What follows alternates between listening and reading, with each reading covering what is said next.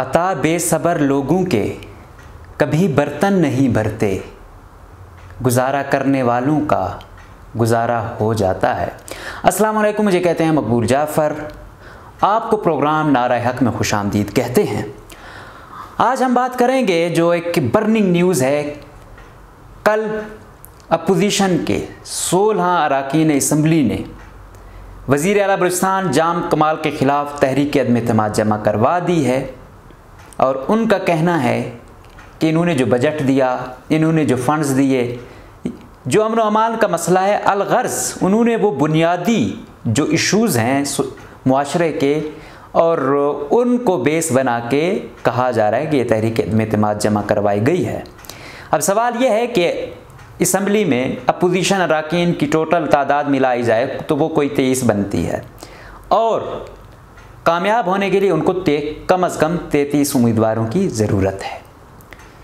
तो आज हम बात करेंगे कि ये कैसे हुआ, ये तहरीक अदम-ए-एतमाद जो जमा करवाई गई। ज़ाहिर बात है कि अपोजिशन ने भी इस मौके पर जमा करवाई है, तो हुकूमत के लोग और उनके इत्तेहादी, ज़ाहिर बात है कहीं ना कहीं उनके साथ भी बातचीत हुई होगी, तभी उन्होंने जमा करवाई होगी। इस पर हमारे साथ बात करने के लिए तज्ज़ियाकार और सहाफ़ी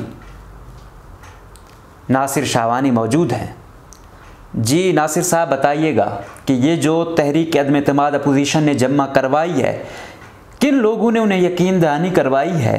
क्योंकि हम देख रहे थे कि पहले भी ये हो रहा था, लेकिन ऐसा तहरीक अदम-ए-एतमाद जमा नहीं करवाई गई। इस दफ़ा जमा करवाई गई है, तो क्या देख रहे हैं और इसका थोड़ा बैकग्राउंड बताएं हमें।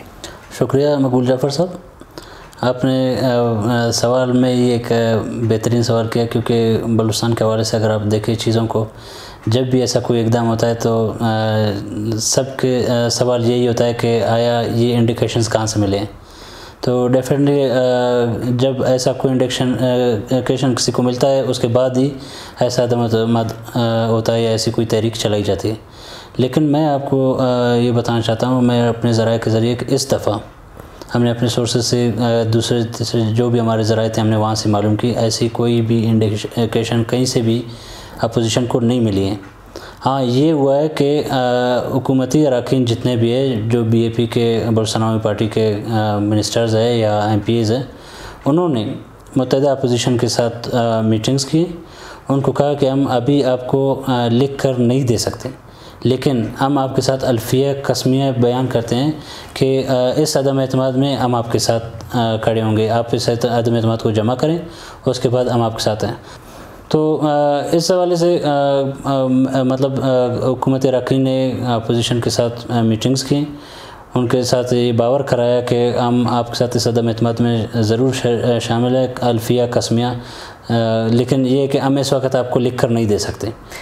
तो उसके बाद अगर आप अदम-ए-एतमाद की तरफ जाएंगे, हम आपके साथ खड़े हैं इस सिलसिले में। सही, लेकिन सर आगे आपको पता है ओपन वोटिंग है, सब ने सामने आना है। ये तो वो तो नहीं है, खुफिया वोटिंग नहीं है। इस वजह से जो भी आएगा वो खुल कर आएगा, वो गिना जाएगा, वो वाला नहीं है। तो इसमें आप समझते हैं कि जो जिन्होंने यकीन दहानी करवाई है वो अपने उस फैसले पर डटे रहेंगे जो उन्होंने अपोजिशन के साथ जो कमिटमेंट की हैं। मकबूल साहब, आपको मैं एक बात बताना चाह रहा हूँ सर। इस सिलसिले में आपने कहा कि सामने आना पड़ेगा। मेरे ख्याल में अदम-ए-एतमाद के अभी जब रिक्वेजिशन गवर्नर साहब करेंगे, उसके बाद ये इजलास बुलाया जाएगा, आप ये समझ कि उस दिन उनको सामने आना पड़ेगा। मेरे ख्याल में जहाँ तक मेरा तज़किया है, वो लोग अभी भी सामने आ गए हैं और जाम साहब को ये बात बहुत अच्छी तरह पता है कि कौन उनके साथ खड़े हैं और कौन नहीं है। मैं एक बात आपको बताऊँ, अगर हुकूमती अरकान उनके साथ मतलब मुत्तहिदा अपोजिशन के साथ खड़े नहीं हैं, तो अभी तक किसी ने जाम के हक़ में आकर TV चैनल पर क्यों बात नहीं की? इवन अभी तक अगर आप देखें कोई भी इशू होता है गवर्नमेंट ऑफ बलूचिस्तान के हवाले से, तो तर्जुमान लियाकत शामी साहब होते हैं, वो ज़रूर किसी न किसी TV चैनल पे भी पर्दे रहे होते हैं या बैठे हुए बात करें। इवन इस दफ़ा अभी तक उसकी तरफ से भी कोई रिएक्शन सामने नहीं है। इसका मतलब जाम साहब को पता है कि उसके साथ कौन खड़ा है और कौन खड़ा नहीं है। बल्कि मैं ये कहना चाहता हूँ आपसे सर कि सामने आना तो अभी इस मरहले में तकरीबन 1 हफ़्ता या इससे कम टाइम या ज़्यादा लग सकता है। अगर जाम साहब के वाकई में कोई दोस्त है, जाम साहब अभी मुश्किल में, तो वो उसके दोस्त आ जाए, उसके दिफा में बात करें और अपना पैगाम पहुँचाएँ। अभी तक वो भी मीडिया में किसी सूरत हम लोगों को देखने में नज़र नहीं आए। सही, ये बताएं कि आखिर कौन है इसके पीछे? अगर ये कामयाब हो भी जाते हैं तो आगे आने वाला वज़ीर आला कौन होगा, वजारतें किस तरीके से बांटी जाएंगी, ये कैसा होगा, ये कैसी हुकूमत होगी? सर मैं एक बात आपको बताऊं कि आने वाली जो हुकूमत बनेगी उसमें जितने भी अभी मुतहदा अपोजिशन है और जो अरकान हुकूमती, इनका आप ऑलरेडी पैचअप हुआ है। आने वाली हुकूमत में अभी जो स्पीकर बलूचिस्तान असम्बली कुद्दूस बिजंजो साहब है, ये दोबारा स्पीकर की सीट पर ही बरजमा होंगे और मुख्तलिफ मेरे ख्याल में सिवाय AMP के बाकी और काफ़ी चेहरे आपको नज़र आएंगे जो हुकूमत में होंगे। AMP इसलिए कि AMP अभी PDM का भी हिस्सा नहीं रहा और यहाँ पर हुकूमत के साथ मिला हुआ है और मेरे ख्याल में कि AMP अभी इस पोजीशन में नहीं है कि वो मुत्तहिदा अपोजिशन के साथ जाए, बैठक करे और इस तहरीक अदम एतमाद का हिस्सा बने। सर ये बताइएगा कि ये लग ये रहा है और लोग यही इल्ज़ाम लगा रहे हैं कि इस सब के पीछे सरदार साले भूतानी हैं, जो पहले भी रिज़ाइन कर चुके हैं बल्दियात की मिनिस्ट्री से। तो आपको क्या लगता है, सीनियर वज़ीर हैं, रहे हैं, सीनियर सियासतदान हैं बलूचिस्तान अवामी पार्टी के बलूचिस्तान के, तो वो कह रहे हैं कि मुतवक्के वज़ीर आला ये होंगे, आपको लगता है वो होंगे? सर अभी तक तो ये कहना कबल वक्त होगा कि साले भूतानी साहब आते हैं कि कोई और उस एरिया से भी। मैं आपको बताऊं कि इस टाइम मैं अगर आपको गिनवा दूं, BAP के इस टाइम नसीराबाद से 2 अरकान अपने से इस फैसले में मतलब जाम साहब के ख़िलाफ़ खड़े हैं।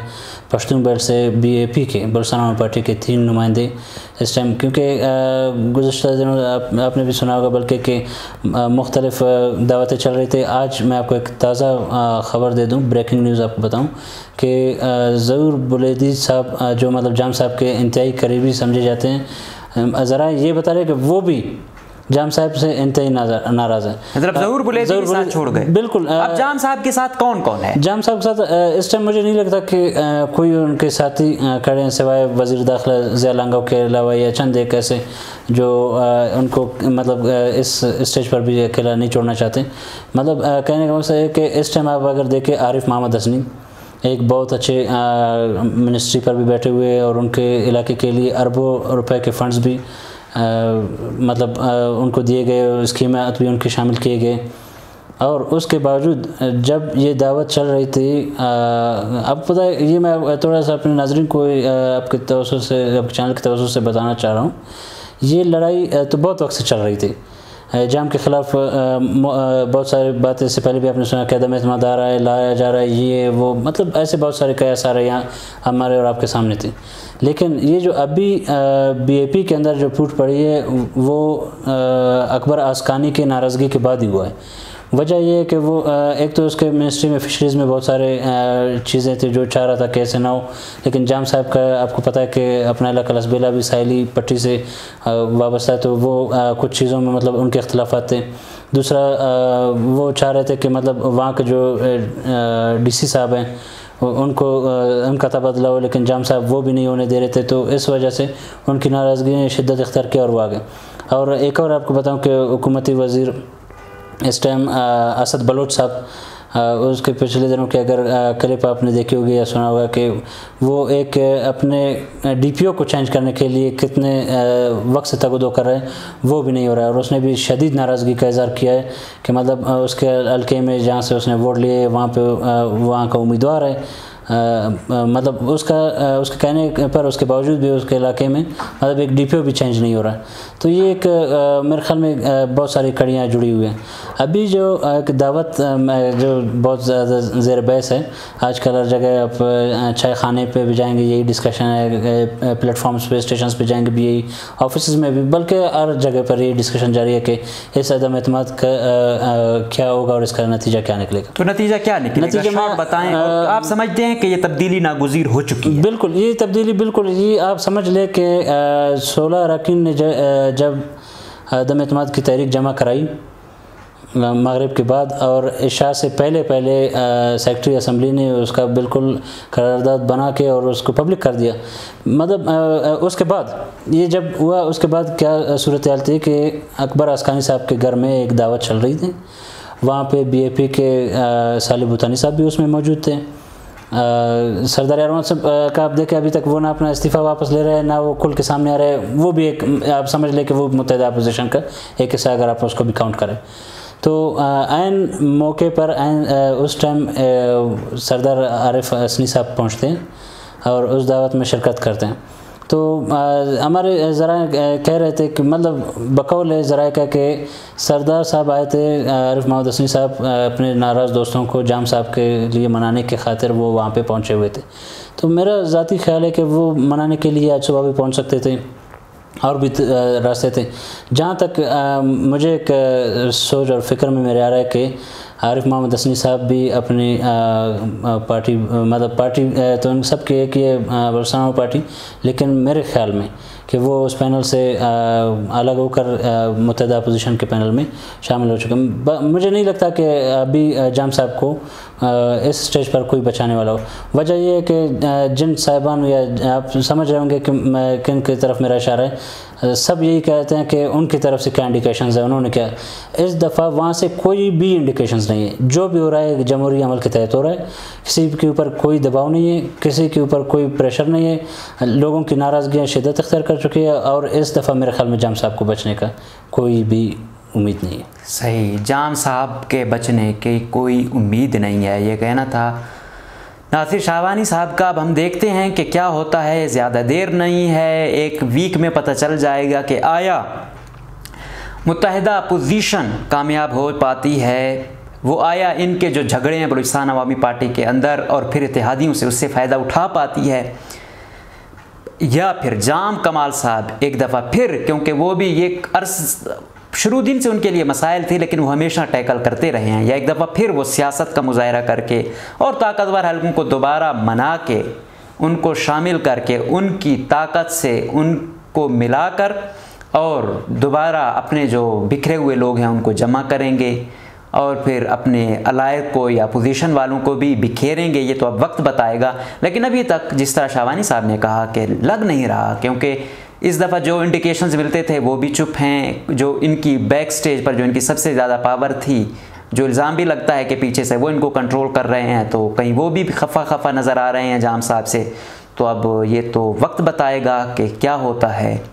उस वक्त के लिए हमें दीजिएगा इजाज़त इस शेर के साथ कि नाउमीदी का मैं कायल तो नहीं हूँ, लेकिन मैंने बरसात में जलते हुए घर देखे हैं। तो कुछ भी एक्सपेक्टेशन हैं। अगर हम ये कहें कि उनकी अद्दी अक्सरियत है जाम साहब को, तो बलूचिस्तान में इससे पहले नवाब सनाउल्लाह ज़हरी को भी रातों रात ऐसे जमहूरी प्रोसेस में इतना बेबस कर दिया कि उन्होंने खुद ही अपना रिज़ाइन लिख दिया।